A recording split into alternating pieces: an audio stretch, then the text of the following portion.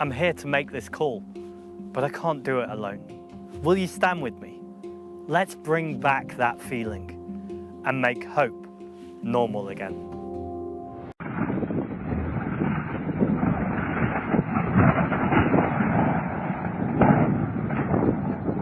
Alright lads and lasses, welcome back to the channel. I am your host IQUA, and today we call out the clowns before they turn Westminster into a vegan commune. That's right, I'm talking about the Green Party. Yeah, those tree huggers who've just hit 100,000 members with their new eco-warrior messiah Zack Polanski. Sounds impressive, right? Like they've finally got a spine? Wrong! It's a surge of virtue signalers who think taxing your nan's pension or straight up confiscating 100% of your inheritance tax over 10 million, as their lefty mates demand just the other day, will save the polar bears. Their manifesto? A 2024 fever dream of socialist lunacy wrapped in recycled paper. We're talking £15 an hour wages, ditching NATO, meddling in your C-section because your mother nature says so, and a death tax so greedy it'll make the Grim Reaper blush. If Greens ran Britain, we'd all be foraging for berries while Putin laughs and your kids pay 100% on Grandad's life's work. Buckle up, this is gonna be a roast hotter than their net zero blackouts. First, the hype. Zack Polanski, ex-actor. Can't say I've ever heard of him. Who the fuck is that guy?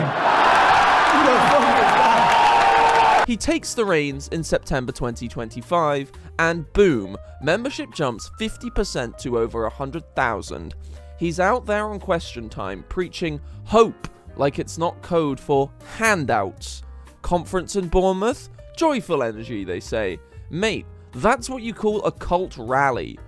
X is exploding with fans calling it a leftist awakening, but scroll a bit deeper and you'll see what the actual Brits have to say, aka, it's insane. Polanski admits learning from Farage's storytelling. Yeah, because nothing says green revolution like nicking reform's tricks. From 4 MPs to challenging Labour, sure, if challenging means tanking the economy faster than Starmer's U-turns, fine, they might be in with a shot. Right, let's discuss this manifesto like a frog in GCSE biology, except it will make you gag. First up, wage dictatorship. £15 minimum wage overnight plus business pay audits to ensure your boss isn't hoarding biscuits. Brilliant, because nothing screams growth like pricing out small business. These people don't realise that if they brought in this minimum wage, essentially what would happen is all the small companies who are teetering on the edge of collapse already would go under. Hello, how are you? I am under the water. Please help me. Here too much raining. Next up, we've got the universal basic income fantasy. £89 a week for every adult by weight. 2025. Well, they've already missed the deadline on that one. Greens have the mentality of a free cash for all, plus a 4-day week, because Mondays are oppressive. Sounds brilliant, doesn't it? That's until the £1 trillion bill hits. We'd be printing money like Zimbabwe, folks, inflation through the roof. And now, the real killer, or I should say family killer and country killer, the inheritance tax overhaul, or as the left calls it, 100% confiscation for the greater good. Just the other day on PoliticsJOE, the host, who's essentially the Green Party cheerleader at this point, demands that anything over 10 million should be returned to the state. What if they flee? Well, he says, let them go. They slam shut every employee loophole that the super rich use, raking in billions extra by taxing estates at 100% beyond £10 million per their wealth tax blueprint.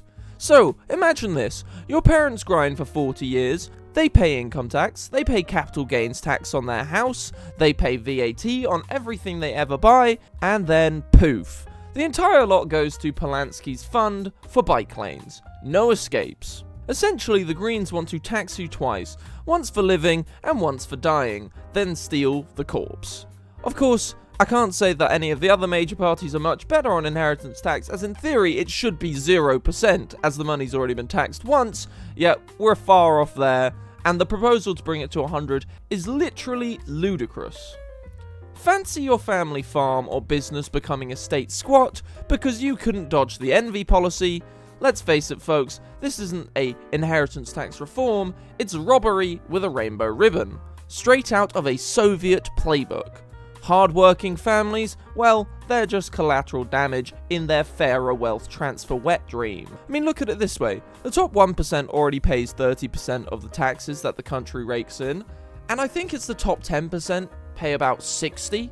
So to then say, oh yes, the state's going to take all your money and that top 1% leave, well, funnily enough, you're left with a very, very poor country. Chase them out and we're all skint. Oh, and the next idea, NATO. Well, the Greens, they say nah to that. Exit the alliance for peace, and let's face it, instead of a good idea, this sounds more like Putin's Christmas list. They also want to scrap the nuclear deterrent too. Great, that's essentially inviting every despot to picnic on Dover Beach.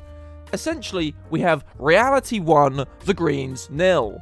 Another one of their batshit policies, let's talk about the rent riots. They want to abolish landlords, seize assets for social housing. So you fancy your buy-to-let becoming a squat? Polanski's crew thinks that's fair. From landlord to landless, cheers comrades! And some bonus lunacy, they want to legalize all drugs, ban short-haul flights, and no nuclear power because windmills are sexier. Germany's blackouts are saying hi right now. Folks, these aren't policies, they're a Mad Libs game written by stoners and communists. Okay, so now it's time for some predictions. If the Greens were to somehow eclipse Labour by 2029, well then we can kiss goodbye to whatever little growth we have. You'd have endless audits, rolling blackouts, and a begging bowl to Brussels. Oh wait, yeah that's right, they're also pro-rejoin. Well folks, Farage will be cackling come 2029 if the Greens think they have a shot at winning with these ludicrous policies.